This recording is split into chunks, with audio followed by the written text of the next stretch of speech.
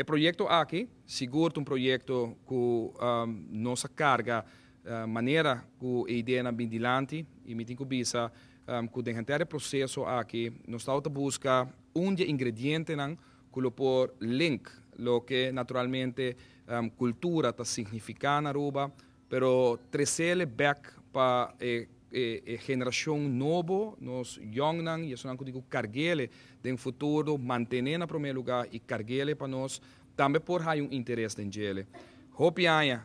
tem pensamento que ora coisa cultural, tem viaja nanto tiki chapo, nanto tiki outdated, mais ainda ora cultura tá basada a folclore de Hopi aya de bo país, no caso aqui Aruba, que especificamente o projeto aqui lo vai arriba aspecto musical, arriba canção, se nos papiele maneira qualquer de pueblo papier e depois naturalmente profissional que está sentado na mesa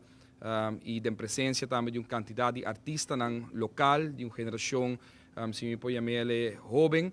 está presente a músico que lo vado chamar junto, tour uma produção completa de nos gente local para por conservar o aspecto musical, cultural, folclórico aqui e que está significa exatamente que as três canções da primeira parte, e lá me põe assim também da primeira fase de lo que trata o projeto Resonar, lo vai trazer back as três canções de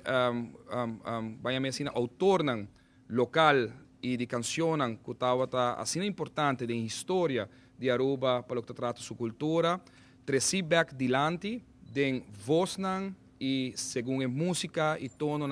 de uma geração nova, de uma geração young, de artistas de Aruba que mais e mais nós também está cosechando êxito e que naturalmente está carga e aspecto aqui e acaba por estar cada de não forma, pero na tributo especial que está guardo apresentar e que queda também, porque se está ponto que está bem dilante continuamente de parte de cumbre que está tem para nós pôr marca e documentar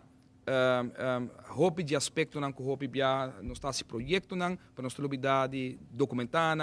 hasinang vast, hasinang disponível para a comunidade de Aruba. E nesse caso aqui maneira uma bisa as três canções Banhame Imortal que hopi viaja por